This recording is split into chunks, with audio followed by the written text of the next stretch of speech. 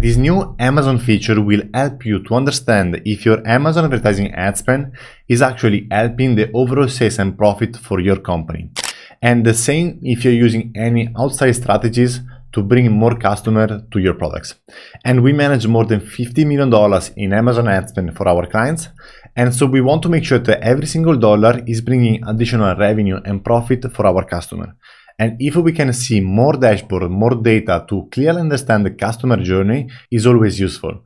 So let me share with you this new feature that I truly believe is a very cool feature. So you can find this feature under Brand Analytics, under Customer Journey Analytics. And this is a new dashboard that maybe not all of you will be able to see, but please check this often and you should be able to see it. And this dashboard is helping us to understand what is the journey of our customer from view or search to actual purchase. So that's very interesting because we can see on a monthly basis what our customers are doing, what are their journey. And we can see this I would suggest to analyze on a monthly basis, and you can select January and select apply and click apply. And you can see 4 different tabs. You can see awareness, consideration, intent, and purchase. These are the same tables, but Amazon is showing different data. We are going through this data in a second. But here, let me share with you in a second what is the power of this graph. In this graph, you can see the journey for all your ASINs. So this is very important. You cannot analyze on a child ASIN. Hopefully in the future, we will be able to do that. And we are able to see what's happening from a search or a view to the actual purchase for our brand. And Amazon here is giving us some recommended action that we could do. For example, here, they always suggest us to launch some sponsored display campaigns. And I don't suggest to do this. I will share with you what are some suggestions you can apply. But here I can quickly see how many people are looking for our products. So I can see that 1 million people were in the awareness category. And I can see that in the end, we got 182,000 customers who view our product page or view our store. And if I go on our intent, I can see that 60,000 customers, they added our product to the cart, added our product to the wish list, or added the product to their save for later. And finally, we see that 27,000 customers, they bought our product. So I can see that the new to brand sales, repeat customer and so on. And for this brand, we don't have a lot of repeat customers, so it's not a big deal. But if you are selling supplements, this could be very useful to see month over month what's happening in terms of repeat customer. And Amazon define a repeat customer, someone who bought your product again in the past 12 months. So this customer bought already a product in the last 12 months and they bought it again in January. And one-time purchase obviously is the difference. So this amount minus this one. New to brand, there is something wrong. Repeat customer, new to brand orders. Okay, so we don't see the overall numbers. Okay, got it. So back to the awareness. So now that we understood quickly what is the logic of this graph, how can we use this data? So data is amazing, but how can we use this? For sure, like this is useful to understand the overall market, what's happening in the market. I can quickly understand that, for example, if I scroll down and I go in this table, trends, I can quickly see, and I put the customer in awareness, I can quickly see that compared to August, the awareness is much higher. So there are way more people looking for our products. Okay, this is a great thing. I can quickly analyze the market in a simple table. Amazing. And I can quickly see, okay, how many people are looking for my brand? So I can see that in August, again, it was 2,600 and now we have 3,600. Amazing. So more people are looking for my brand. And let's say that, for example, that you decide to do some outside marketing activity, I don't know, Facebook ads.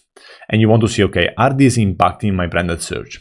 This is where you can see the impact. You can see clearly here if what you're doing outside Amazon, so let's say you're running some meta ads and you expect your brand halo, the brand searches to increase. Here is where you can search that. You can see that. Obviously, you can see that also in the advertising console if you segment campaigns and you attack only branded keyword. But this is a great way to see that. And so this is already a first thing. Like you can quickly understand the overall market, the overall performance of your advertising activities from here. Another example. Let's say you're running more. So let's go here and let's go under consideration and let's select customer view detail page.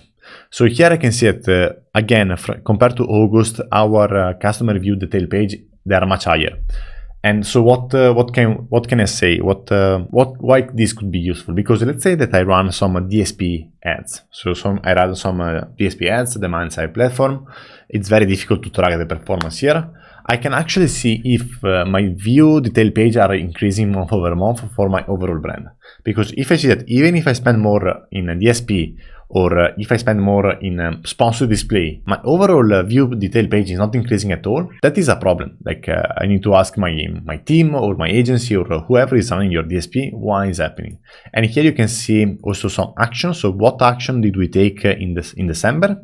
So for example, here we started the brand tailor promotion that I will share in a second. But yes, this is great because I can do this analysis on a monthly basis. For now, we cannot download the data, but what you can do, what I was doing before, I was using ChatGPT to quickly take a screenshot of this data, and I was putting this data in ChatGPT, and I was asking ChatGPT to put this data in a Google in a table, so I can quickly put it in a Google Sheet and analyze the data. And if you move forward, so if you go here, one important point that I want to show you here is that for the first time, or at least I didn't know where to see before, maybe in the SQP, but it's a bit more challenging to see that in the SQP, is that I can quickly see how many people drop off from our add to cart. I'm sure you can see that from the SQP, there is that data, but it's the first time I can see that clearly. I can see that clearly for all my brand that more than 50% of the people who added the product to the cart, they don't finish to buy the product, which is insane.